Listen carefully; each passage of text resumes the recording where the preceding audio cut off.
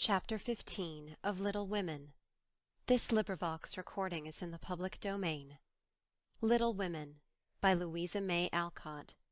Chapter 15. A Telegram. November is the most disagreeable month in the whole year, said Margaret, standing at the window one dull afternoon, looking out at the frost-bitten garden. That's the reason I was born in it, observed Jo pensively, quite unconscious of the blot on her nose. If something very pleasant should happen now, we should think it a delightful month, said Beth, who took a hopeful view of everything, even November. I dare say, but nothing pleasant ever does happen in this family, said Meg, who was out of sorts. We go grubbing along day after day without a bit of change and very little fun. We might as well be in a treadmill. My patience, how blue we are, cried Jo. I don't much wonder, poor dear, for you see other girls having splendid times, while you grind, year in and year out. Oh, don't I wish I could manage things for you as I do for my heroines? You're pretty enough and good enough already, so I'd have some rich relation leave you a fortune unexpectedly. Then you'd dash out as an heiress, scorn everyone who has slighted you, go abroad, and come home as my Lady Something in a blaze of splendour and elegance.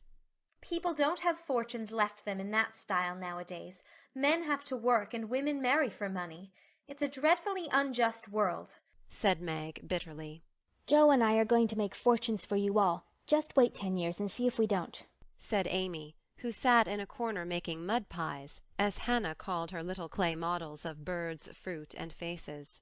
Can't wait, and I'm afraid I haven't much faith in ink and dirt, though I'm grateful for your good intentions. Meg sighed and turned to the frost-bitten garden again.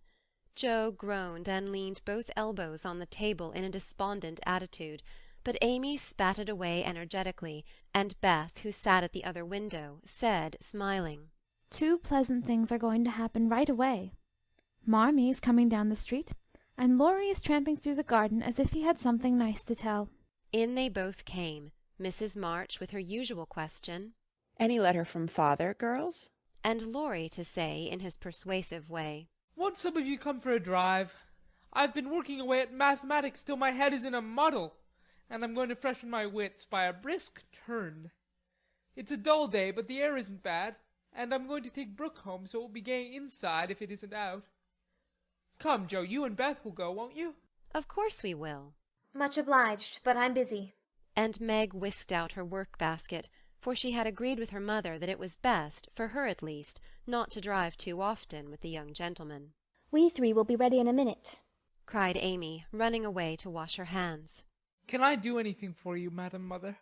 asked Laurie, leaning over Mrs. March's chair with the affectionate look and tone he always gave her. "No, thank you, except call at the office, if you'll be so kind, dear. It's our day for a letter, and the postman hasn't been. Father is as regular as the sun, but there's some delay on the way, perhaps." A sharp ring interrupted her, and a minute after Hannah came in with a letter. "It's one of them horrid telegraph things, Mum," she said, handling it as if she was afraid it would explode and do some damage. At the word telegraph, Mrs. March snatched it, read the 2 lines it contained, and dropped back into her chair as white as if the little paper had sent a bullet to her heart. Laurie dashed downstairs for water, while Meg and Hannah supported her, and Jo read aloud in a frightened voice, "Mrs. March, your husband is very ill. Come at once. S. Hale, Hospital, Washington." How still the room was as they listened breathlessly, how strangely the day darkened outside, and how suddenly the whole world seemed to change as the girls gathered about their mother, feeling as if all the happiness and support of their lives was about to be taken from them. Mrs. March was again herself directly, and read the message over, and stretched out her arms to her daughters, saying in a tone they never forgot, "I shall go at once, but it may be too late. Oh, children, children, help me to bear it." For several minutes there was nothing but the sound of sobbing in the room, mingled with broken words of comfort, tender assurances of help, and hopeful whispers that died away in tears. Poor Hannah was the first to recover, and with unconscious wisdom she set all the rest a good example, for with her work was panacea for most afflictions. The Lord keep the dear man. I won't waste no time a-crying, but get your things ready right away, Mum," she said heartily, as she wiped her face on her apron, gave her mistress a warm shake of the hand with her own hard one, and went away to work like 3 women in one. She's right. There's no time for tears now. Be calm, girls, and let me think. They tried to be calm, poor things, as their mother sat up, looking pale but steady, and put away her grief to think and plan for them. Where's Laurie? She asked presently, when she had collected her thoughts and decided on the first duties to be done. Here, ma'am. Oh, let me do something, cried the boy, hurrying from the next room whither he had withdrawn, feeling that their first sorrow was too sacred for even his friendly eyes to see. Send a telegram, saying I will come at once. The next train goes early in the morning. I'll take that. What else? The horses are ready. I can go anywhere, do anything, he said, looking ready to fly to the ends of the earth. Leave a note at Aunt March's. Joe, give me that pen and paper. Tearing off the blank side of one of her newly copied pages, Jo drew the table before her mother, well knowing that money for the long, sad journey must be borrowed, and feeling as if she could do anything to add a little to the sum for her father. Now go, dear, but don't kill yourself driving at a desperate pace. There is no need of that.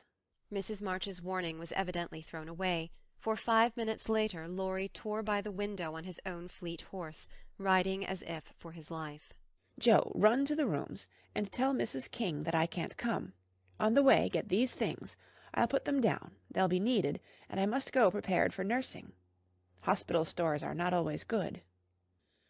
Beth, go and ask Mr. Laurence for a couple of bottles of old wine. I'm not too proud to beg for father. He shall have the best of everything. Amy, tell Hannah to get down the black trunk, and Meg, come and help me find my things, for I'm half bewildered. Writing, thinking, and directing all at once might well bewilder the poor lady, and Meg begged her to sit quietly in her room for a little while, and let them work. Everyone scattered like leaves before a gust of wind, and the quiet, happy household was broken up as suddenly as if the paper had been an evil spell. Mr. Laurence came hurrying back with Beth, bringing every comfort the kind old gentleman could think of for the invalid, and friendliest promises of protection for the girls during the mother's absence, which comforted her very much. There was nothing he didn't offer, from his own dressing-gown for himself as escort. But the last was impossible. Mrs. March would not hear of the old gentleman's undertaking the long journey, yet an expression of relief was visible when he spoke of it, for anxiety ill fits one for travelling.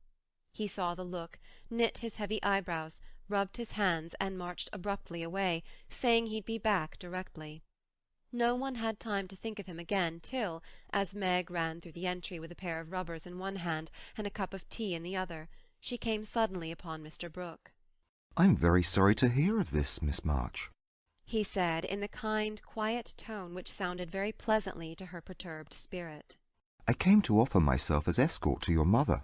Mr. Laurence has commissions for me in Washington, and it will give me real satisfaction to be of service to her there."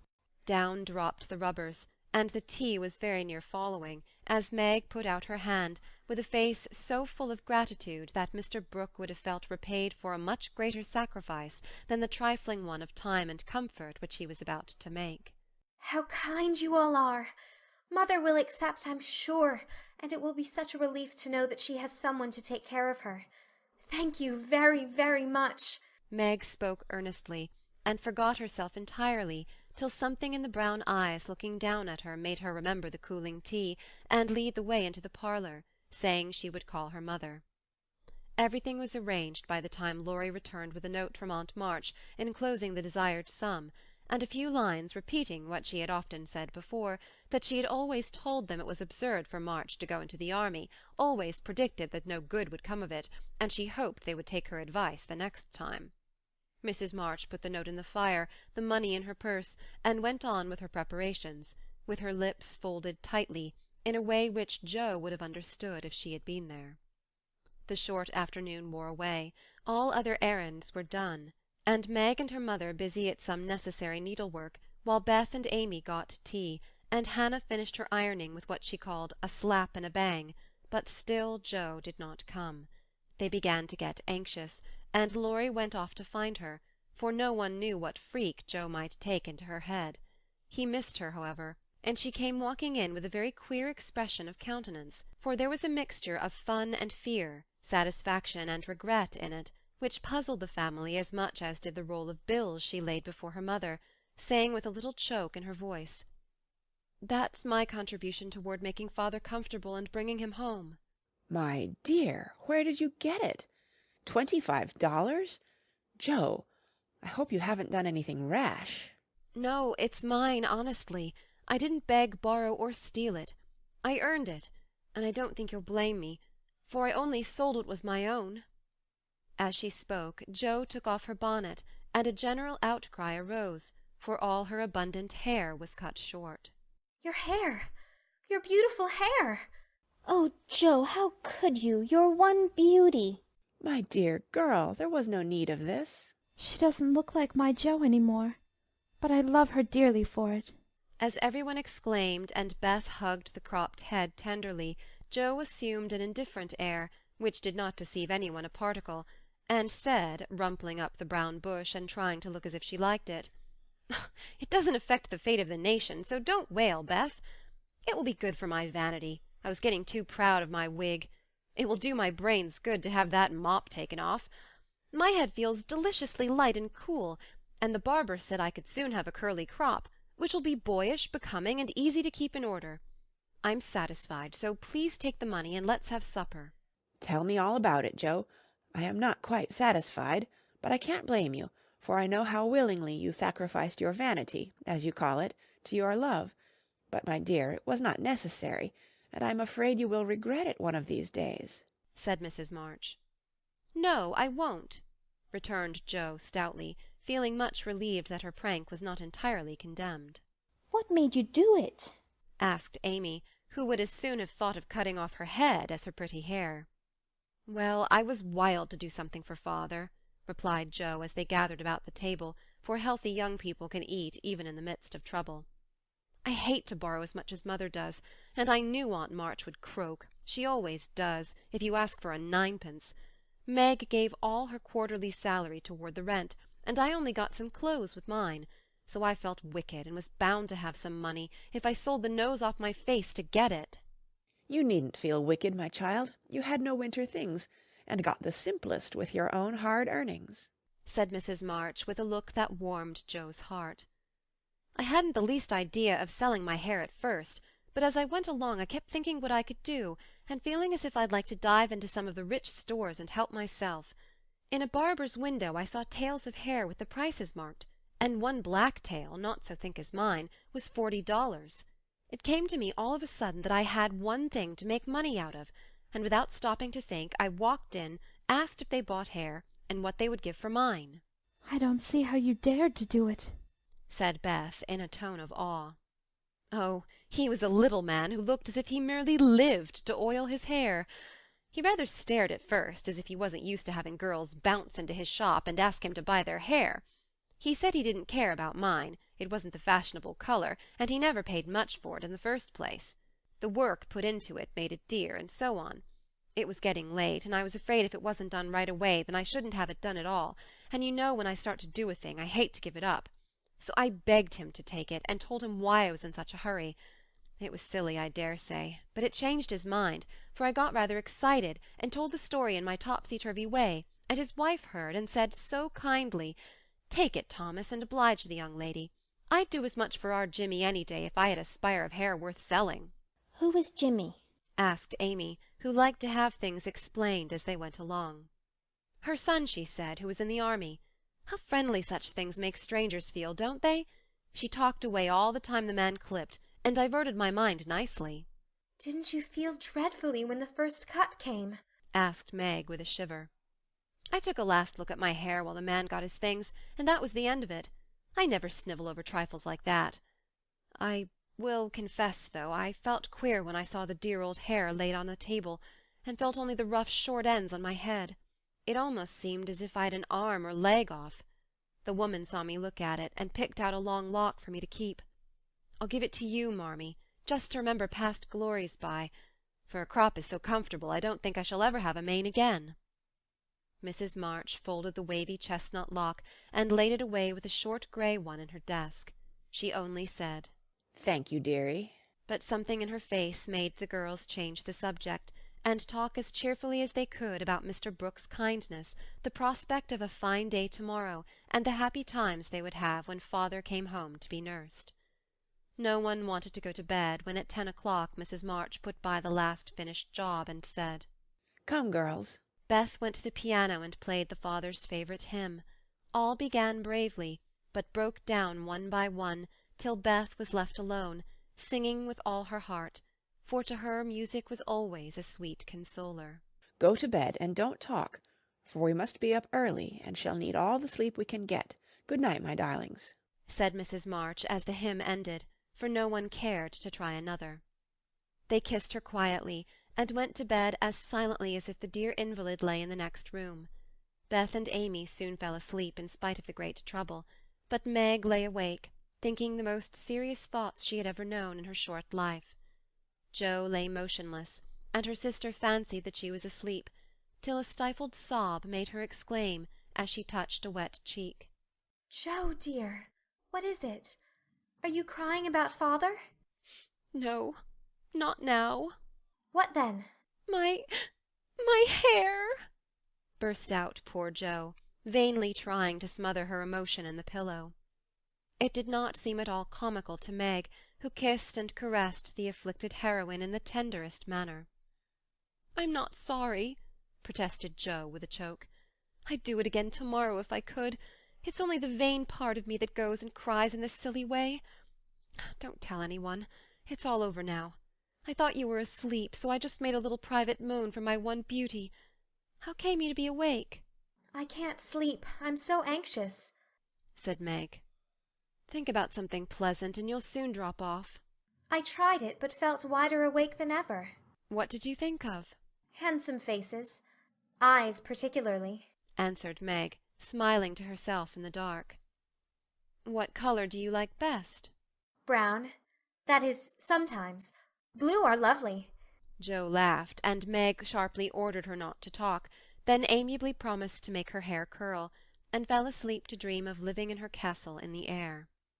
The clocks were striking midnight, and the rooms were very still, as a figure glided quietly from bed to bed, smoothing a coverlet here, settling a pillow there, and pausing to look long and tenderly at each unconscious face, to kiss each with lips that mutely blessed, and to pray the fervent prayers which only mothers utter. As she lifted the curtain to look out into the dreary night, the moon broke suddenly from behind the clouds and shone upon her like a bright benignant face, which seemed to whisper in the silence, "Be comforted, dear soul, there is always light behind the clouds." End of chapter 15.